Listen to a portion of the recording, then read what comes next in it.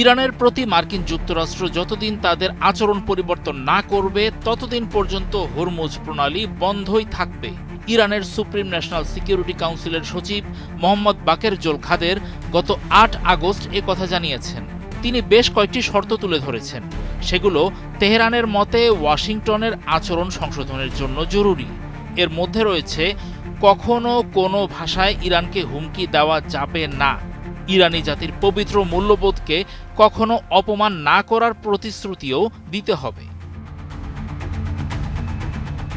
জোলখাদের আরও জানিয়েছেন, ইরান এবং লেবানন, ফিলিস্তিন, ইয়েমেন ও ইরাকে ইরানি মিত্রদের বিরুদ্ধে যুদ্ধ এবং আগ্রাসন স্থায়ীভাবে বন্ধ করতে হবে।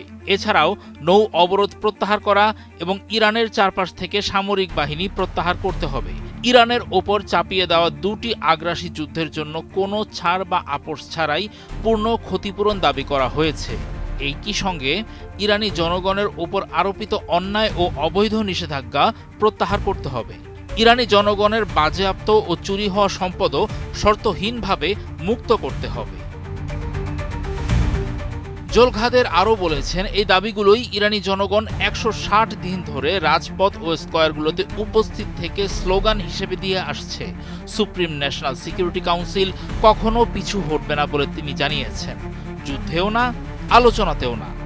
হরমুজ প্রণালী দিয়ে সামুদ্রিক নৌ চলাচলের ব্যবস্থা নিয়ে ইরান ও ওমানের মধ্যে আলোচনা অব্যাহত থাকার মধ্যেই জোলখাদেরের এমন সব মন্তব্য এলো।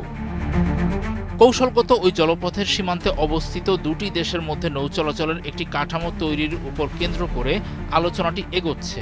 তেহরান জোর দিয়ে বলেছে, যে কোনো সামুদ্রিক ব্যবস্থা অবশ্যই ইরানের সঙ্গে সমন্বয় করে করতে হবে।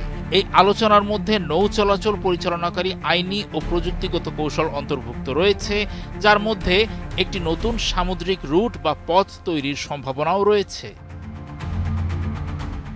হরমুজ প্রণালী ঘিরে উত্তেজনা এবং এর ব্যবস্থাপনা নিয়ে প্রতিযোগী মানসিকতার মধ্যেই এই আলোচনা চলছে। নৌ চলাচলের ব্যবস্থা নির্ধারণে তৃতীয় কোনো পক্ষের অংশগ্রহণ প্রত্যাখ্যান করেছে ইরান। দেশটি জোর দিয়ে বলেছে, যে কোনোভাবে জলপথটি আবার খোলার ক্ষেত্রে ইরানের নিরাপত্তা ও সার্বভৌমত্বের উদ্বেগগুলোকে অবশ্যই বিবেচনায় নিতে হবে। ইরান আর ওমানের এমন সমঝোতা ওয়াশিংটনের প্রতি তেহরানের দাবির পাশাপাশি একটি সমান্তরাল কূটনৈতিক মাধ্যমের প্রতিনিধিত্ব করে। মাস্কাটের সঙ্গে আলোচনা সামুদ্রিক নৌ চলাচলের ব্যবহারিক ও প্রযুক্তিগত দিকগুলো মোকাবেলা করলেও মার্কিন যুক্তরাষ্ট্রের প্রতি ইরানের শর্তগুলো প্রণালীটির চারপাশে বিস্তৃত রাজনৈতিক, সামরিক ও অর্থনৈতিক পরিস্থিতির সঙ্গে সম্পর্কিত।